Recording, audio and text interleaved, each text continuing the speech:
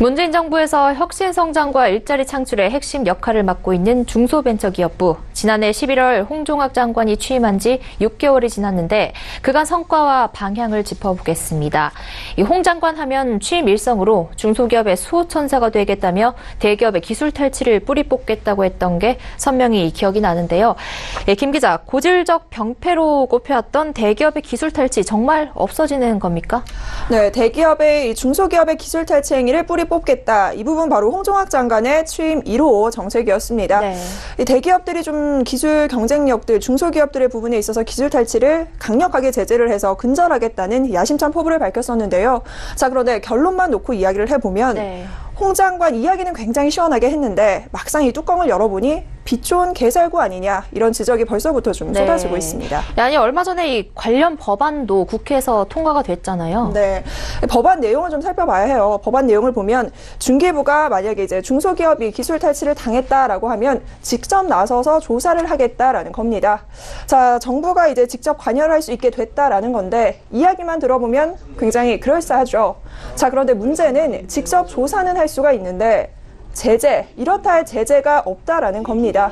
자, 홍 장관이 굉장히 강력하게 주장했던 것과 달리 막상 뚜껑을 열어보니 이 처벌 수위나 제재가 굉장히 약하다라는 건데요. 이 실제로 처벌 수위를 좀 살펴보면 시정 권고와 공표 이 두 가지가 전부입니다. 네, 우선 기술 탈취 문제는 그렇다 치고 이 중소기업 수호천사를 자처한 홍 장관을 6개월 동안 관찰해보니 느낌이 어떻습니까? 네, 중소기업의 좀 어려움을 들여다보고자 실제로 현장 소통을 굉장히 많이 하고 있어요. 전문가들과 당사자를 불러서 공론화의 장을 만들고 있는데요. 자, 중소기업이나 벤처기업 이 성장을 좀 가로막는 각종 규제들이 있습니다. 특히나 우리나라 같은 경우에는 규제가 상당히 많은데요. 이 규제들을 분야별로 좀 풀고자 홍 장관이 직접 나서서 민간 합동 끝장 토론 등을 현재 펼치고 있습니다. 자, 이렇게 바쁘게 동분서주하고 있는데요. 6개월간의 홍 장관의 발자취를 좀 따라가 보니 굉장히 이상주의적인 성격이 강하다라는 평가가 나오고 있습니다. 변화와 혁신을 두려워하지 않고요. 자, 그만큼 중개부를 이끌어 나가는 수장으로서 굉장히 강력한 리더십을 선보이고 있는데요.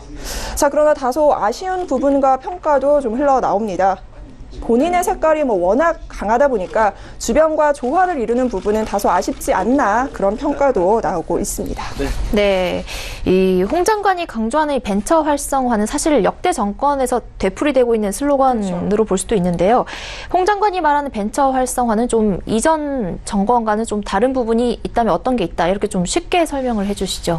네, 이 벤처기업 육성에 굉장히 적극적입니다. 네. 자, 우스갯소리로 중소벤처기업부가 아니라 벤처부 아니냐라는 소리가 나올 정도인데요.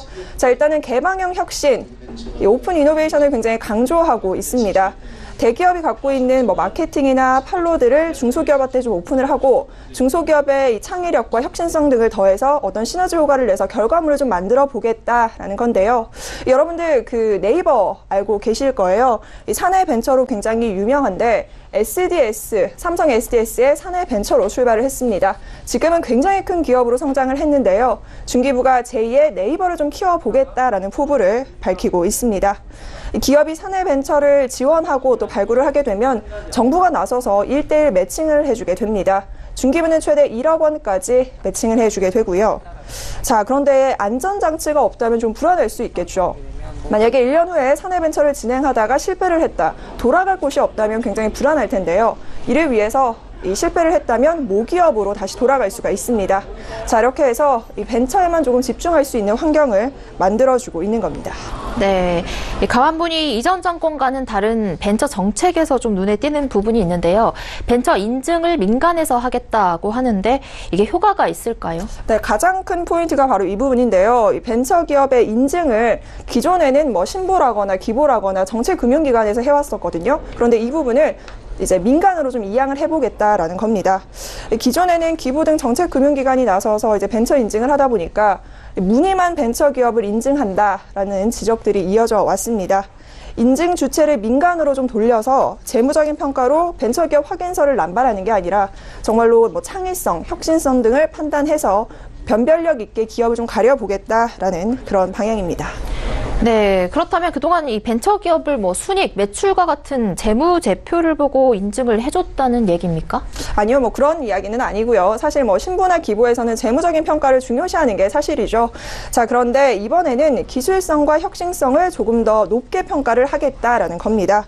쉽게 말해서 이렇게 되면 이제 혁신적인 기업들, 창의성을 갖고 있는 기업들이 많이 커질 수 있을 거고요. 벤처 인증을 받게 되면 또 자연스럽게 금융 지원도 함께 받을 수 있게 됩니다. 네, 그럼 음식업, 숙박업도 벤처기업이 될 수 있다는 얘기인데 이게 정말 실제로 가능성이 있는 얘기인가요? 네, 뭐 지금은 글로벌 기업이고요. 에어비앤비 여러분들 다들 알고 계실 거예요. 예, 자신의 집을 여행자들에게 이제 빌려주는 그런 공유 경제 모델 중에 하나인데요. 사실 우리나라에서는 임대 사업을 등록해야만 가능하기 때문에 현재 에어비앤비가 불법입니다. 자, 그런데 중기부가 나서서 이런 에어비앤비 같은 기업들을 좀 많이 나오게 하겠다라는 겁니다. 도박이나 뭐 사행성 빼고는 전부 이제 규제를 좀 풀어서 벤처기업을 많이 육성하겠다라는 건데요.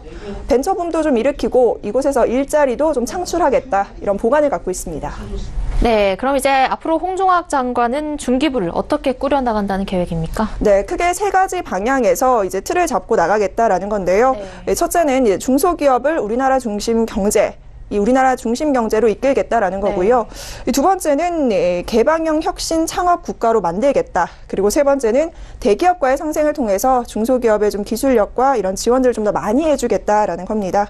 결과적으로 이제 중기부에서는 이 세 가지 틀을 가지고 보다 세부적인 내용을 세워서 하나하나 차곡차곡 실행해 나가겠다라는 방향입니다. 네, 중소벤처기업부 홍종학 장관 취임 후 6개월간 성과와 방향에 대해서 김혜영 기자와 이야기 나눠봤습니다. 오늘 말씀 고맙습니다.